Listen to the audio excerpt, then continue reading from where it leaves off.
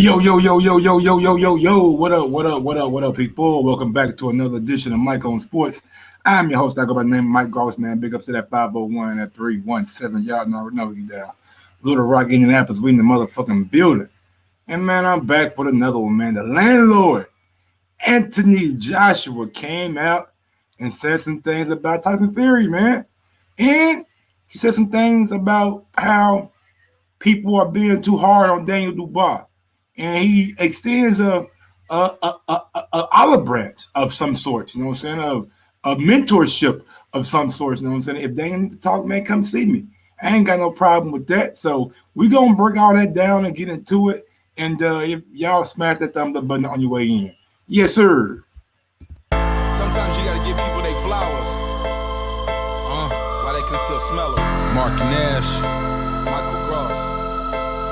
Michael Gross, the boss. My nigga, my brother. Let's get this done, Mike. We all love sports, right? Mike Gross, the boss. This is Mike on Sports. He smoke competition, same time smoke a port. When it comes, we ain't gonna go with the whole intro today, man. We're gonna play a little bit of it, and we're gonna get right into the story. So first, man, we're gonna start with the Anthony Joshua, you know what I'm saying, giving some kind words to Daniel Dubois. So the story is coming from the Sun in the UK. The Sun over in the UK. It says out of order. Anthony Joshua defends Daniel Dubois after Britt was accused of quitting against Joe Joyce. Now a lot of people would say Daniel Dubois quit. I mean, you know, in the literal terms, yeah, he did, but it wasn't the kind of quit where it was like no mas. I just didn't want it anymore. The man quit because he suffered a broken left eye socket. Think about that. How many of us, you know what I'm saying, will keep going with a broken eye socket? I mean, that's tough to ask anybody, especially of an athlete of that caliber. You know what I'm saying? In a sport that is so brutal like boxing, man. Boxing is a brutal sport, and I I'm not the one that's going to sit here and overly defend Daniel Dubois, but at the end of the day, man, it's tough to label a guy a quitter when you're looking at the circumstances that he was under. The man had a broken eye socket, man. And Anthony Joshua goes on to say, some fighters criticize Dubois for surrendering, but world champion Joshua says he wants to speak to the Londoner and tell him he is not regarded as a quitter. Joshua added, if Daniel needs someone to speak to, he should call me. It's easy for people to criticize from outside of the ring, but some people have been out of order. Daniel took a massive risk in taking that fight, as did Joe Joyce. They both knew the dangers and they both put it all on the line. I hear people talking respectfully about tapping out in MMA fights. Then when a boxer stops because of his eyeballs about to fall out, they call him a quitter. Are they serious? And I agree, man. I agree, man. Like boxing get this thing where like if you quit, it's bad and it leaves a mark on you and this and that. But we see guys tap out in MMA all the time from being choked out. They ain't labeled as quitters. You know what I'm saying? They just lost to the better man. Why can't boxing be the same way to where even if you think a guy quits, even if you perceive a guy not taking it all the way through and going out on his shield, do we really want a guy to lose an eyeball to please us? I don't. I don't want anybody to be maimed. I don't want anybody to be maimed for my entertainment. Like, I'm not asking Daniel Dubois to go out there and risk his eyeball in order to satisfy me. Did he quit? Yeah, he quit. But I'm not looking at him like he's a quitter. He had to get out of there. He had a real serious eye injury, and we seen his eye. He been fighting with that eye for like 8-9 rounds. He been fighting with that the eye been fucked up for 8-9 rounds. But he still went on like a warrior. And it was just that one punch that really made him like, God damn, something wrong with my shit. I can't go. I can't go. He says, Daniel time will come. I believe I will fight both of him and Joyce. Joyce is underrated. He had a top amateur pedigree in his shows. This is a great time for British heavyweight boxing. It has never been stronger. And those two guys are both a huge part of it. So big ups to AJ, man. Like, look at the man. And I ain't trying to make fun of my guy. I still like David Dubois. I'm still a Dubois fan. But, man, his eye got fucked up. What's going on, Ricky Fresh? His eye got fucked. D Nice was good. Fresh BX was good. And I'm not going to hold a man foot to the fire because his eye got fucked up and he wasn't able to continue. He wasn't able to continue at the end of the day. At the end of the day, he wasn't able to keep it going. And look, man, I respect it. I respect it, man. At the end of the day, man, it's just I just hate the label of a quitter. A quitter is Curtis Harper, who didn't even try. You know what I'm saying? You can't be labeled a quitter if you tried, if you went through the process. You just failed. That's all. He just failed. Ain't no end. He just failed. There wasn't no any other way. He just failed. He came up short. He tried, and he came up short.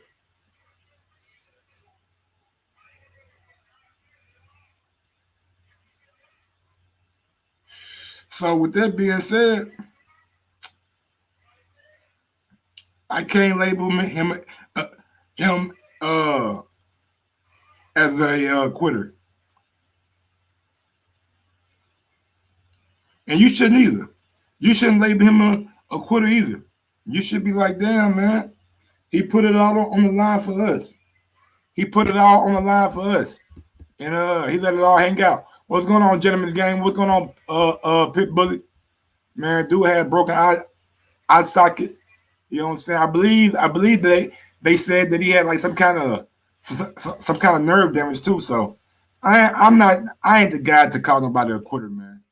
I ain't the guy to say that the man quit, man. I know in the literal terms, yes, but it wasn't like Curtis Harper. It wasn't like Roberto Duran with guys that said, "Fuck it, I'm done." It wasn't like Guillermo Rigondeaux. It wasn't like Nicholas Axeman Walters, where those guys just say, "You know what?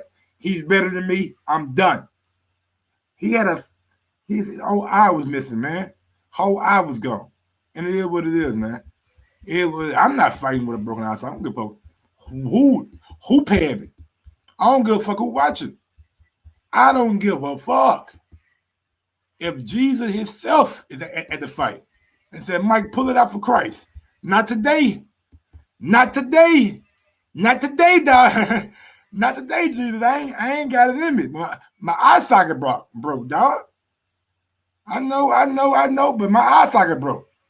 I can't do it. No, sir. Can I see? Shit, can I see? I ain't trying to be blind, man. I ain't trying to be one-eyed. Then if the man goes blind, if the man has one eye, then we're gonna be making fun of his one eye. Oh, he's a one-eyed boxer, or he got the one eye Willie, or all this shit, all this crazy shit, man. People, man, it's a lot of fake tough guys out there, man. A lot of fake tough guys out there, man.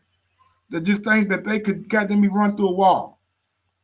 Y'all niggas ain't running through no motherfucking walls. Y'all niggas ain't running through no walls, man. Y'all niggas ain't running through the walls, man. I'm being real. All right, so Tyson Fury won got nominated for some shit over there in England. Y'all got all kind of shit over there. Y'all got too many awards over there in England. It says Tyson Fury has been nominated for the 2020 BBC Sports Personality of the Year. Stuart Broad, Holly Doyle, Lewis Hamilton, Jordan Henderson, and Ronnie O'Sullivan are the other 5 nominees. Fury previously placed 4th when he was nominated back in 2015. So and he made, I mean, in 2020 he nominated for some shit over there in England. But Anthony Joshua is like, he's like, bruh.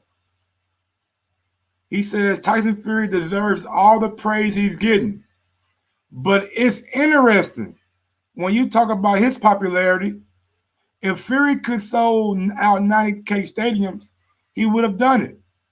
He never had the ability to attract those large numbers. Not until he fights me. And I mean, he right. He right. Fury, I mean, we seen Fury fight over in England. Manchester, I believe it was at Manchester, and I don't fucking know. I know it wasn't no. I know it wasn't no Wembley. I know it wasn't no Tottenham Stadium. I know it wasn't Cardiff, where AJ could pack out 80, 90, 70,000 people at any given moment against Carlos Takam.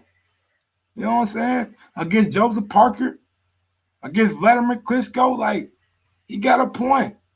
For all this popularity and all this big star that Fury is supposed to be, I ain't seen it materialize into numbers, into gate revenue, into bodies and seats, into pay-per-view buys. I haven't seen it. I know he had a good pay-per-view over in America, but he fought Deontay Wilder, an American heavyweight, the one-hitter quitter. They weren't buying it for Fury. They buying it for Wilder. And when AJ fight, I mean, AJ's proven, he's a proven pay-per-view commodity over in the UK. So with that being said, man, like, AJ not far off, man. AJ ain't lying. He's not lying. The landlord. The landlord. Look at him. Yeah. He's saying shit, don't nothing move without me. Don't nothing move without me. You know what I'm saying? Let me see.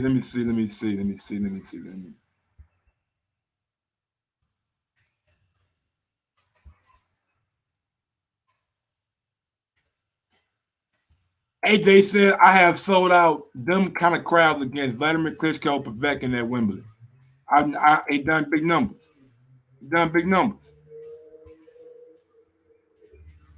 He says, I will fight Fury because in 50 years' time, people will remember your character and always want to be remembered as a risk taker. I fought for the world title in my 16th pro fight. And even though people would say Charles Martin wasn't a great champion, and he wasn't, that win put me in the company of great fighters. Then I beat Klitschko, a great champion, still early in my career. After almost 9 months without live audience at major events, we can still recall Joshua as the Pied Piper of British sport. He sold out Wembley and Cardiff, Principality Stadium 4 times in 2018 and 2017. And the tickets for Joshua Fury Showdown would be gold dust. So what sort of fight can we expect from the two Brits finally get it on? I don't know, man. Joshua says, no, I don't believe he will. Fury is intelligent. And what you saw against Wilder was a game plan for a specific fight being executed very well. All right. So I mean, look. He says he identified Wilder's weakness, that he could not fight on the back foot, and he exploited that. Fury knows I can fight on the back foot or front foot.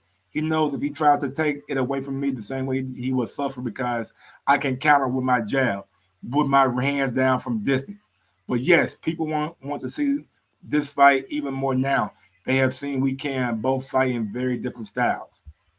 He added, Fury surprised some people with the way he attacked Wilder, and I think I surprised some people by beating Ruiz in boxing connoisseur style.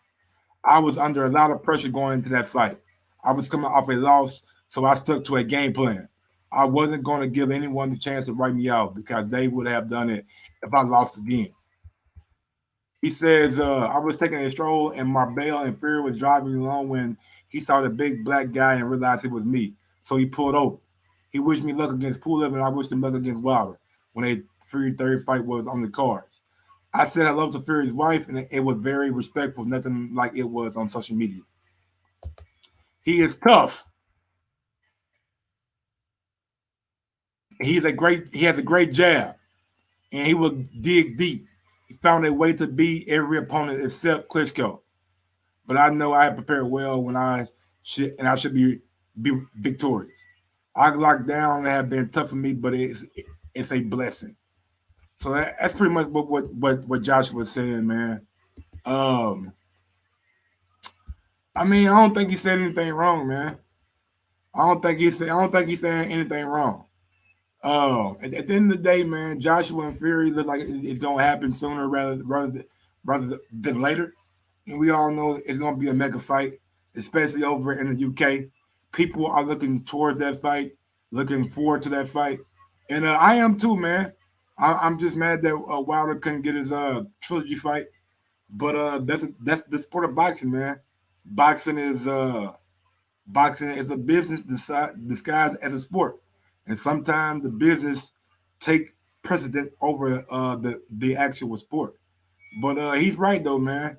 Fury haven't been able to draw those kind of numbers in.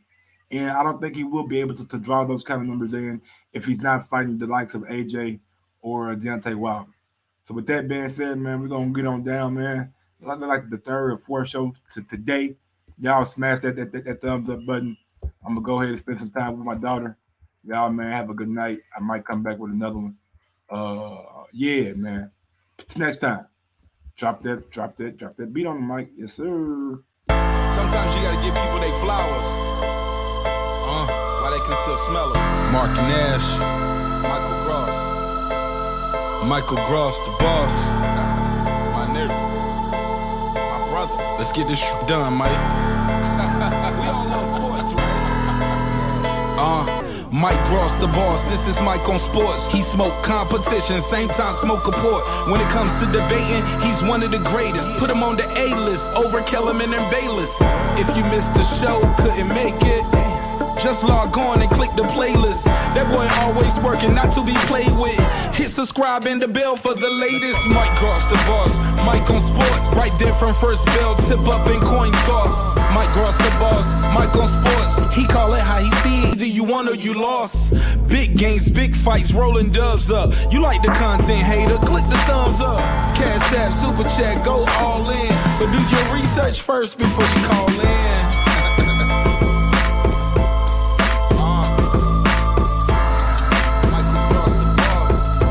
Been waiting on.